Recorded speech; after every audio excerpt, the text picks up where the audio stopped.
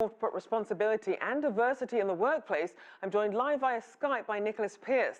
He's a clinical professor of management and organizations at Northwestern University's Kellogg School of Management. Welcome and thank you for joining us today. Thanks for having me, Rochelle. So start by talking us through some of the key issues that were brought to light within corporate America since the killing of George Floyd.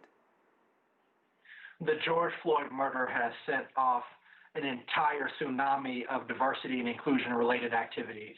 And the organizations that are getting this right are focusing in three key areas. They're looking at issues related to their workforce in terms of who they're hiring, the talent pipeline. They're looking, secondly, at issues in the workplace in terms of the culture and experience of people who are already in the organization. And then thirdly, they're looking at marketplace issues, focusing on their supplier diversity spend, how their products and services show up in the marketplace, how they engage as community citizens in the places where their organizations operate. Now, it's interesting because you had some companies who already had a good reputation for diversity, but then you also have some examples of companies that were outspoken over the summer and started to make meaningful, long-lasting changes. How have they progressed so far? Well, there are a lot of organizations that, unfortunately, Rochelle, are not really addressing the underlying systemic inequality that George Floyd's murder brought to light. It is really an issue of trying to solve for the underlying issues around racism, around sexism, around prejudice, around structural inequality. A lot of organizations are just trying to hire their way out of this. And unfortunately, this is not a situation where you can just add diversity and stir. This is a much bigger situation where there needs to be intervention at the pay equity level, at who's making progress to get to the top ranks of the organization in terms of policies and procedures that enable all people to thrive and strive in the workplace.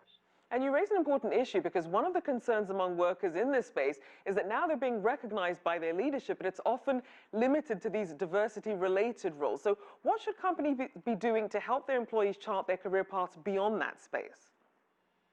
Well, it's important to note that familiarity with a problem does not equal expertise in solving the problem.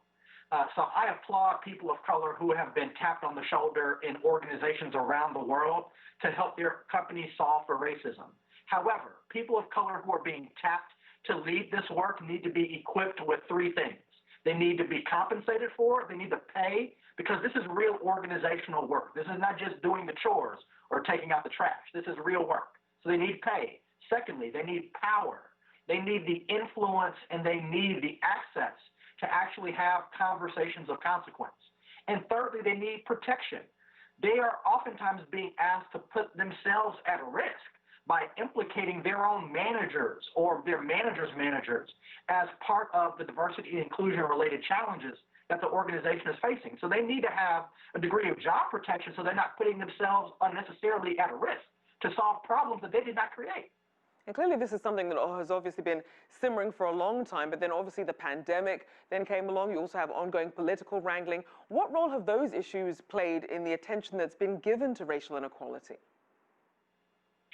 The election here in the United States has only served to amplify the focus on the polarization that exists in U.S. society. And it is indeed a global issue. In the United States, there's a racial reckoning, but there are lines of division that exist in cultures around the world, whether they're around religion or caste or class or skin color or gender.